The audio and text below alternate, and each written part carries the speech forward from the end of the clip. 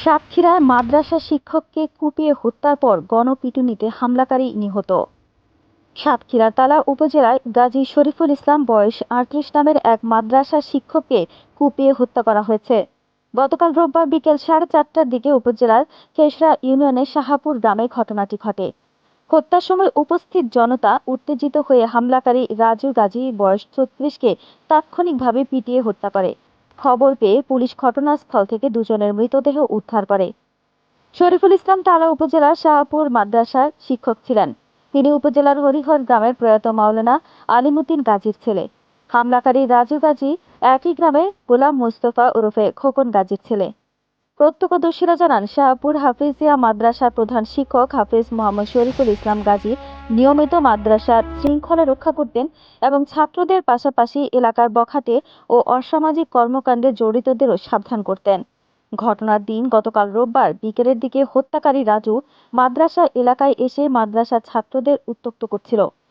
বিষয়টি নিয়ে ছাত্ররা মাদ্রাসার শিক্ষক শরীফুল ইসলামের কাছে নালিশ জানায়। এ সময় শরীফুল ইসলাম রাজুকে ছাত্রদের উত্ত্যক্ত করতে নিষেধ করলে এক পর্যায়ে কেউ কিছু বুঝে ওঠার আগেই রাজু তার হাতে থাকা ধারালো দা দিয়ে শরীফুলকে এলোপাতাড়ি কোপাতে থাকেন। এতে ঘটনাস্থলে মাদ্রাসার শিক্ষক শরীফুল ইসলাম গাজী ইন্তেকাল করেন। স্থানীয়রা আরও জানান, শরীফুলের চিৎকারে আশেপাশের লোকজন ছুটে এসে হত্যাকারী রাজুকে আটক করে। মুহূর্তেই উত্তেজিত জনতা হত্যাকারী রাজুকে গণপিটুনি দেয়। এক পর্যায়ে তিনিও ঘটনাস্থলেই মারা যান। কেশরা ইউনিয়নের সাবেক চেয়ারম্যান এস.এম. লিয়াকত হোসেন জানান, হত্যাকারী রাজু কিছুটা মানসিক ভারসাম্যহীন এবং আগে থেকে মাদকাসক্ত। হত্যাকারী নিহত রাজুর ভগ্নিপতি দিদারুল আলম জানান, তার শ্যালক মানসিক ভারসাম্যহীন।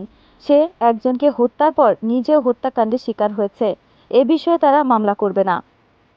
খবর পেয়ে তালা থানা পুলিশের একটি দল ঘটনাস্থলে পৌঁছে পরিস্থিতি নিয়ন্ত্রণে আনে।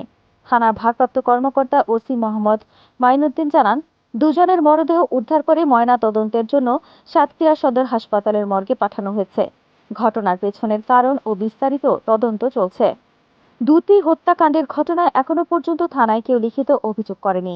এ ঘটনায় এলাকায় আতঙ্ক ও গভীর শোকের ছায়া নেমে এসেছে। শিক্ষক হত্যার ঘটনায় সহকর্মী, শিক্ষার্থী এবং এলাকাবাসী সবাই মর্মাহত। শাহাপুর গ্রামের পরিস্থিতি থমথমে। প্রশাসনের পক্ষ থেকে অতিরিক্ত পুলিশ মোতায়েন করা হয়েছে যাতে আর কোনো অনাকাঙ্ক্ষিত ঘটনা না ঘটে। এই মর্মান্তিক ঘটনাটি আবারও প্রমাণ করে, মাদক শুধু একজন ব্যক্তিকে নয়, পুরো সমাজকে তছনছ করে দিতে সক্ষম।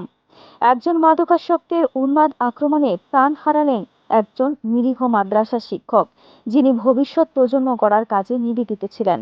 এমন বর্বরতার জন্য দায়ী কেবল মাদকাসক্ত হামলাকারী নয়, বরং দায়ী সেই সমাজ ব্যবস্থা ও প্রশাসনিক ব্যর্থতাও, যারা মাদক নিয়ন্ত্রণে কার্যকর পদক্ষেপ নিতে পারেনি।